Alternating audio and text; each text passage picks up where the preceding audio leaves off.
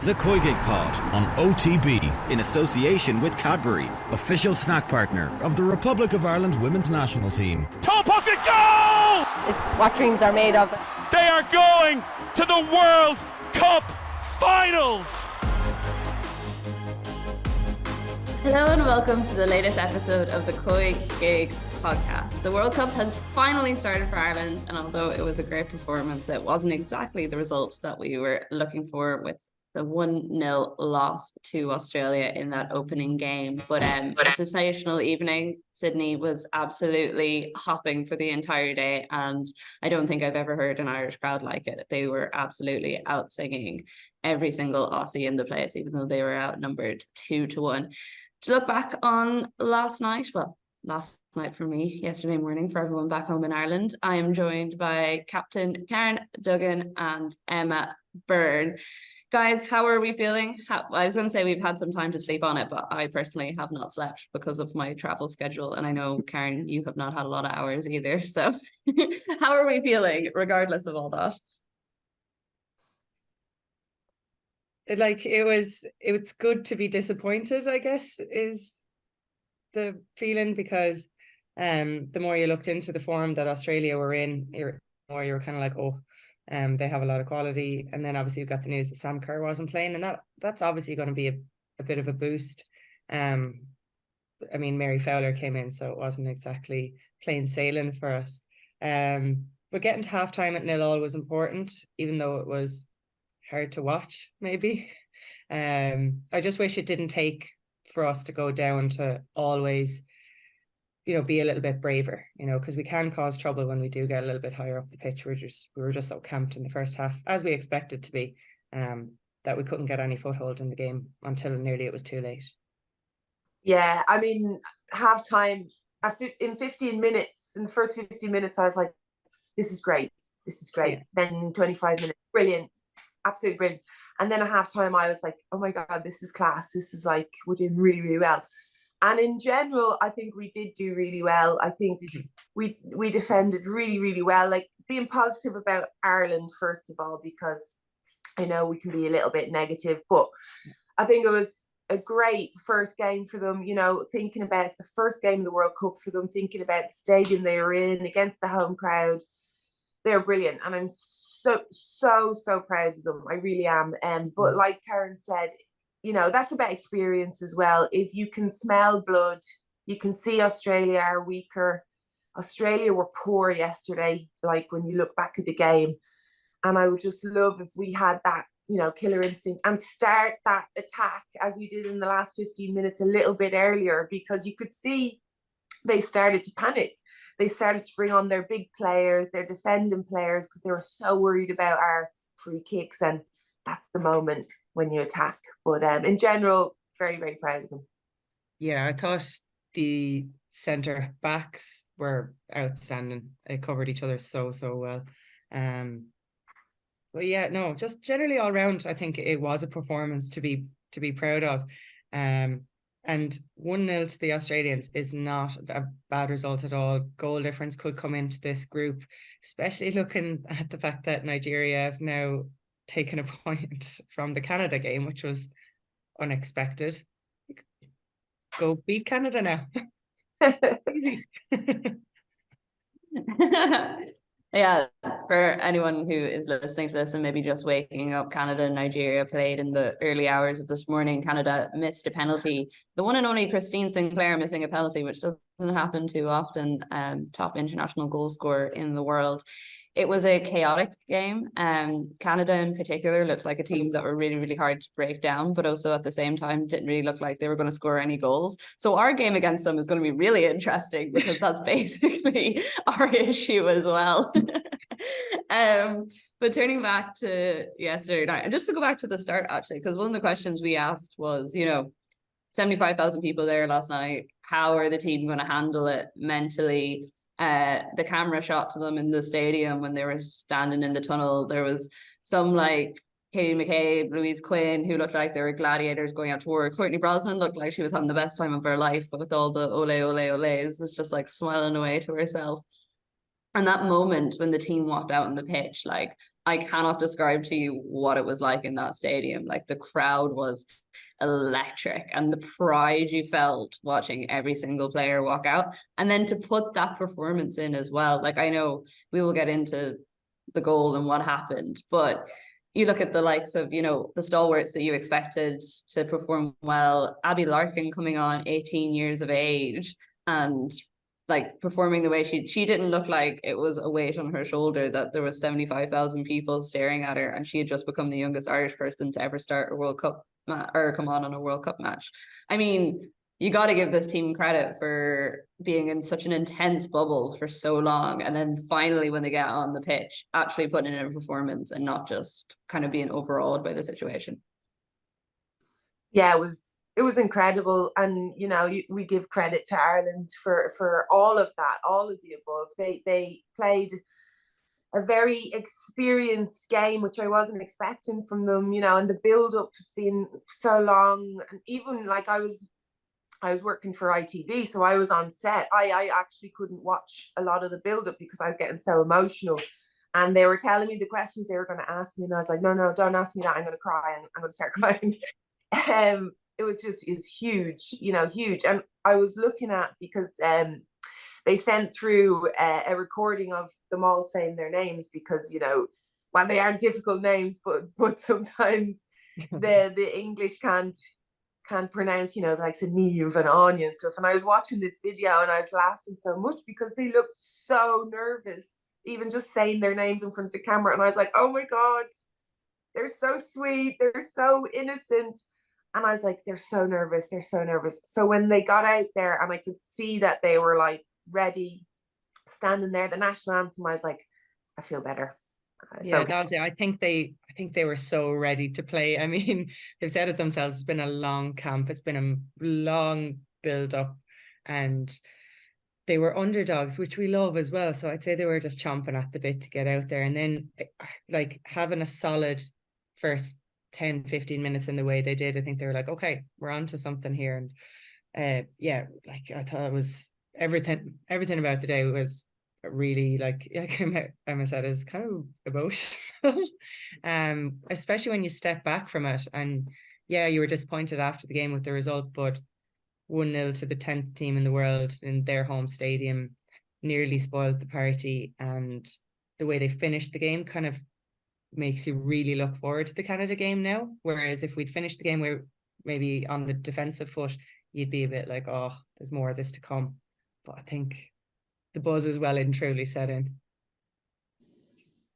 Oh, I will fully admit that I cried several times yesterday, just like getting overwhelmed. There was one point where I was live on air for Off the Ball, and I was standing outside the stadium, and they started playing Aron Naveen, like practicing it in the stadium. And I was talking about like the team and the players and like you guys and how much this is like such an important part of history. And I could just feel the tears coming, and I was like, this is great. Crying on live radio was not on my to-do list today, but here we are. So looking then at the like game and how we set up and how it all kind of unfolded, I know, Karen, you mentioned the centre backs as like a standout for you, and also the general whole team performance. But looking at the Canada game, what can we do to make sure that last like 10-15 minutes isn't relegated to the last 10-15 minutes and us going down by an individual mistake again, which is something that has kind of plagued us over the years, I suppose, when it comes to epic team performances, and then there's just one person who has their moment.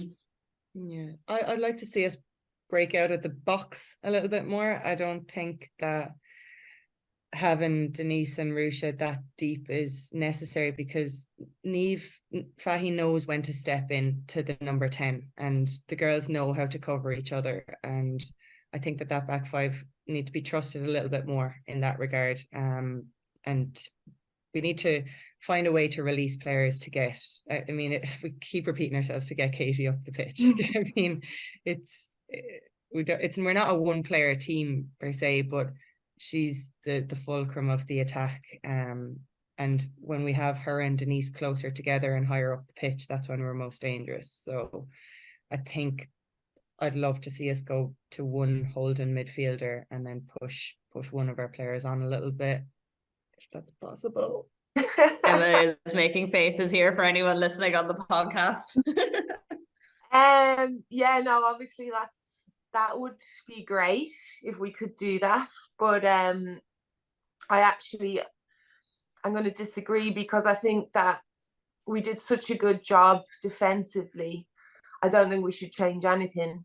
What I would love to see is, Denise pushing higher a little bit, but I mean, we didn't play. It's hard to see how we'd get on if we played through midfield. We didn't play through Denise and Rusha at all, which I totally get. But what I did see yesterday is, I think Raso Sheva and Sinead Farrelly did an excellent job covering the wide players. I was going to say fullbacks, but they weren't fullbacks. The wide players, as in Katie McCabe and Heather Payne. I think they did a really good job, and more so later on in the game, which allowed Katie and Heather to get higher up, because Heather is so good going forward as well. But then the problem is, those players aren't natural defenders, hence the penalty. And little mistakes will creep in if they're that deep, letting them get the wrong side of them and things like that. So that's really difficult. But, these mistakes happen. And I think, next time it'll be a little bit different. But I loved that movement from the wide players. And I think it worked really, really well. And I think that's what Raso Sheva and Sinead Farrelly really add to the team in defence. They know when to drop in. And that happened a lot later on in the second half as well. So I'd like to see a little bit more of that, because I think Katie and Heather Payne are so good going forward. I thought Heather was brilliant when she got forward. Again, not a natural defender, so I prefer to see her as goalkeeper a little bit higher up the pitch as well. Yeah, but Sinead doesn't have the legs to allow Heather to do that for a full game. No. We just want to score a goal, and then we will literally turn into Italy. Yeah. So I guess that's what we're trying to say. We're trying to get the fullbacks on earlier than what we did. So it's just about bravery, I guess, in that regard. It's not about changing anything to do with shape. It's just about. Yeah. The one thing I picked up on that I didn't love was Vera's comment in her post-match, where she said at halftime that this game was going to be decided on a mistake. I don't want to hear that at halftime when it's 0-0 and you're doing brilliantly. I don't want to be like, add more fear of making a mistake, because I think we do play like that sometimes. We're reluctant, into hard challenges. We don't give away a huge amount of frees, but we also don't take risks very much. And like, if I'm playing the biggest game of my life and someone's like, don't make a mistake, it could cost us the match, I'm going to I hate when my manager Vic would say, like in the big games, it's only the big games, would say, goalie, no mistakes today. And I'd be like, walking out into the pitch, it's not the last thing I want to hear going out into the pitch. So that it does have a mental effect on you. And to be quite honest, before the game, I thought the same though. I was like, it's going to be an individual mistake. I don't want to say it. I didn't say it out loud, because don't say it out loud. You can think it. I don't want it to happen. But I did think it, Canada is going to be pretty similar. And now, it's going to be definitely on their minds. And that's even worse, about I felt so sorry for Sheva when she came off and she was walking the full way around the perimeter of the pitch and the camera was on her. I was like, just leave her alone. Like, she knows.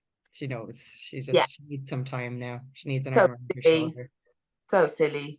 I mean, she's not a natural defender. She was watching the ball. It's really difficult. And it's so strange for me. I feel like Australia were looking for that, because Raso always plays wide. Like, I was like, what's she doing coming into the box? She's not technically good enough to play in and around that area.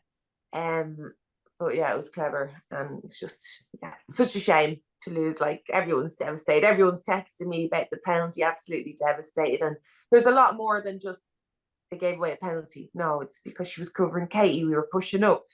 She's not a defender. They were looking for it as well. Yeah, on them, like, looking for fouls or looking for penalties and stuff, the battle between McCabe and Raso got fairly heated at several different points. And I was chatting to a couple of the Australian journalists last night after the game, and they had said that chatting to the manager, that was one of their things that had come up was, you know, getting Katie fired up. And they were like, I think there was an acknowledgement it could go one way or the other, as in you could get yellow card Katie, or you could get steely-eyed Katie, who's going to drive through you and get so fired up that she scores a screamer. What did you guys make of the battle between the two? I mean, I thought at one stage at least the two of them should have been yellow carded with the amount of like studs that were going into each other's legs and feet. well, Katie definitely should have had a yellow card, 100%. Like the first half, she tread that line. I think Denise got that yellow card because that definitely wasn't a foul for a yellow card for Ellen. One of the ones that Katie put in was right down her ankle. It was. I know the exact on the slow-mo. Yeah, I mean, she did get away with it, but it was such a brilliant thing to watch. You know, it was a great exchange. Like, we were focused on that and getting really wound up, and it's like, yes, and it's what you need. And if you can get away with it, that's brilliant. But obviously, you know, she does need to calm down a little bit. Just be careful, because another ref, she would have got a yellow, and then that's going to change the game a little bit for her. But that was brilliant. I loved it. She totally won that battle. Like, that was our side. You could see they were trying to play down the right, the left a little bit more at the start. But in general, you know, I did think Australia were poor, I have to say. I thought Vine was... I think that was a general consensus. Yeah, I thought Vine was very good for them on the left, just on that. Like, some of the touches she was able to do from those crossfield balls were outrageous, but we just had so much cover there. And they obviously would have identified that maybe as a weakness, particularly from the France game. But I thought that Heather got herself back when she needed to, and I thought Niamh was brilliant at covering over there. So, I think we really limited them. They maybe didn't play up to their usual standards. Maybe they were knocked a little bit by losing Kerr, but I think we did what we wanted to do for the full France game in this game, what we did against the Americans. So, it's just that we feel like there's more to come. That's a really good thing. Once we keep everyone. Yeah, I suppose that is the frustration with. That was the frustration with yesterday, is that it felt like my dogs are having a McCabe and Raso moment over there. That was the thing about yesterday. I mean, like, if that Louise Quinn chance towards the end, or even like Katie, if she'd just been able to get the ball out from under her feet in those last like 5-10 minutes, the whole thing we could be sitting here. Absolutely. I know we're pretty happy with the result. I think we said on the podcast. But I think we said on the podcast a couple of times, like, oh, like, if we got a 1-0 result against us, you'd be happy, but you would take it. And it's because we played so well that we're now like, oh, no, we won't take it. Do you think that the Sam Kerr injury did make a massive difference to Australia in terms of how they performed? Like, most people I was talking to yesterday felt like they didn't play well, but also from the Australian side, they also felt like we shut them down quite effectively, and that if Sam Kerr had been on the pitch, it would have been interesting for them to see would have made all that much of a difference because of how effective we were. I personally think it was a big thing for them. It's a big problem. Not in how they play. I think they played the same thing, which was a mistake, the same way. They were still trying to hit those long balls, still trying to get the balls in the box. And, you know, Sam's a world-class player. Obviously, she's going to be a big miss for them. But mentally as well, they looked like they didn't have a leader out there. They looked a little bit like they were lost for an idea. And I think Sam's really good at that. I think she's good at organising, at driving the team. But it didn't change how they played, which I found a little bit strange, because when we were doing the build-up to the game, I was saying, I actually don't think it's a good thing for Ireland that Sam's not playing, because with Australia, with Sam playing, they launch the ball forward, they get the crosses into the box, and she's excellent, but we're excellent at defending that as well. So I'm like, I'm not bothered about Sam. I'm bothered about Caitlin Ford, about Mary Fowler, about the players that play in front. And I thought they were going to change how they played. I thought they were going to try and play that number 10. I thought they were going to try and play in front of the back 3 to 5 players. And they didn't. They still played that way, and they didn't have that player. And I think what happened was, number one, they're missing Sam, who's a great player, and number two, they also were missing Caitlin Ford because she was playing the number 9, Yeah, and I she's thought she better, was she's a bit better at anonymous, wide. to be She's honest. she's not. Oh. So they actually had 2 players that they were down because of Sam. So I think, I do think she was a big miss for them, but not in terms of tactically, but definitely mentally, and tactically, because Caitlin was playing number 9. Yeah, it looked like an incredibly tough evening for her. She was quite emotional during the national anthems. You can't imagine, captaining your country, home World Cup, and you find out the day before you've injured yourself in match day -1 training is possibly one of the worst situations. And to be determined as well if she'll actually be back. So Australia have said that she won't play this game or their next game, and then they will reevaluate. But they only have 4 days in between those last 2 games. So, if you're not fit for that match, I don't know how much 4 days is going to do. Maybe it will. Maybe she just needs a little bit of time. But it'll be interesting to see. The general feeling is that she might not appear at all in the group stages. If they make it out, it could be the knockout stages before she appears again.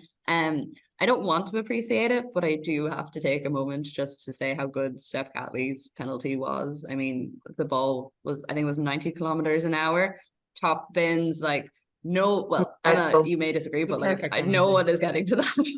No. It was ridiculous, because as a goalkeeper, you expect the player to strike across their body if they're going to put power into it. So you've got 2 options. You can wait and react to the penalty. And if they open up, there's a great chance you're going to save it, because they're not going to get the pace on it.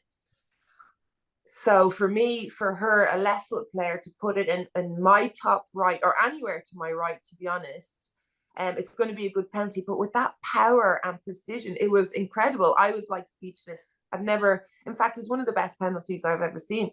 And Courtney Brosnan is good at saving penalties. So nobody was getting to that. No, especially, and in the previous game, we'd already seen someone miss a penalty by going for power as well, and pinged it off. Percival pinged it off the crossbar for New Zealand. So it's brave. It was brave the route she went for that penalty, but no one's saving that. It probably could have had 2 keepers in there. They wouldn't have saved it. It was top notch. Yeah, it was insanely good. And like, it was funny because when the penalty was called, I was like, oh, maybe this is going to be like our Hampden Park moment where Courtney saves it, and then it's a big historic night, and then we get like the goal, and I was like running away with it in my head, and then I saw Steph Catley step up, and I was like, I don't think this is gonna happen. Unfortunately, it would have been a great moment if it had. Yeah, no, she looked steely enough going up to it. I think she knew what she was doing. But it was she was good. I have to say, like, I think she maybe flies under the radar a little bit for them because of Ford and Kerr and stuff, but she's a brilliant player as well. Oh, incredibly good. I love the little like wry exchange between herself and Katie at the start whenever they were handing over the little flags. It was very funny. It was a bit of a like Arsenal smile of acknowledgement between the 2 of them. So looking then to the next game, we seem fairly confident that we can get a result. I know you guys only just woke up, so possibly and didn't have much chance to check up on the Canada-Nigeria game, but safe to say it was pretty frustrating for both sides. I actually thought that Nigeria definitely could have scraped a goal and got the win at some stage. You mentioned about penalties there. There was a penalty. There's been a penalty in every single game so far. I think there was 2 possibly in another one of the games today that's just started. I was on the way to the training session, so I didn't actually get a chance to watch it, but I just they love a long penalty this World Cup. I looked at the stats just for the game, and I think Ireland will be pretty happy. Like, Canada dominated possession, I think 68%, outpassed them by double, but it was a 0-0. We like that kind of thing, but we might actually go and nick one.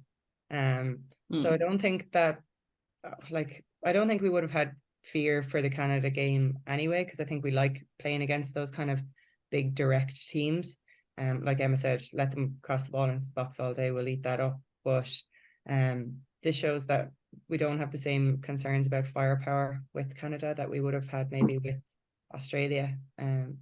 So again, maybe that gives us a chance to get Heather and Katie a little bit farther up and see what happens. Maybe get a few shots on target. Free kicks. Why would you? That's what we're set piece, for. yeah. There was some great set pieces yesterday, to be fair. But all I kept and so towards the end of the game, all I kept thinking, I wish Megan Campbell was on the pitch. If we had throw-ins, like, they would have been incredible for us. It would have been a massive thing. And, you know, teams panic. Panic big time on the pitch, and we have a throw-in. Do you think Amber will feel a little bit hard done by not getting on in that situation? Yeah, absolutely. I mean, I'm getting texts asking for inside information if there's any personal thing going on there, which I have no clue, by the way, before anyone asks me about my mistake. I've no idea, but I hope to see her too. I think she's a great player. I think she's a goal scorer, and she's the reason why we're there in the first place. So yeah, I'd love to see her getting on the pitch. Yeah, it's something I don't fully understand. I know we talked about it a little bit before, that maybe it was because of the set pieces and Vera thought that those were going well at the end, but there were so many balls that we put up that just needed someone who was able to actually take them down and shoot them, which didn't happen for the majority of the game, and it was really, really frustrating to watch. Especially more so in the earlier parts of the game, but I just feel like Amber would have given us that little bit of a spark. I mean, I even thought whenever Abby Larkin came in and the way she was attacking, it just gave everyone in the team a little bit of a lift and a little bit of a positive reinforcement of, okay, yes, let's do this. Let's actually bring the game to them a little bit more, because I feel like if we hadn't have had that at that stage, we would have reverted backwards a tiny bit rather than moving forward, because it felt like things were getting like a little bit slow and a little bit, I wouldn't say complacent is like the wrong word, but kind of close to that on our side. Look, we were poor in the final third. We were, when we got up there. I mean, there weren't countless number of times, but when we did, we have to use it. And unfortunately, it's quite highlighted because we don't get up there that much. But I actually do understand why Amber's not on the pitch, and she's great, don't get me wrong, like I would definitely like to see her come in at some stage, but Carusa's so good at holding up the ball. I'm not saying that she would start. I think Carusa's the type of striker we need.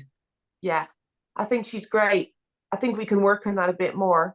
You know, I know we work defensively. It's so obvious we work a lot defensively, but can we work on going forward and getting numbers up to Carusa when the ball goes up? Because she's good at holding the ball up.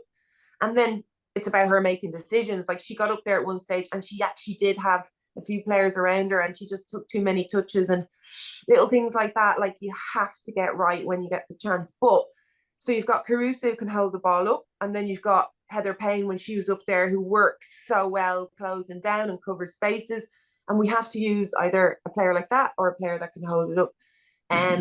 But I definitely want to see Amber come on at some stage, because as you said, she is a goal scorer. She knows where the goals is and she will take those chances. So it's just I mean, it's up to Vera when that time comes on. But then Abby Larkin did so well.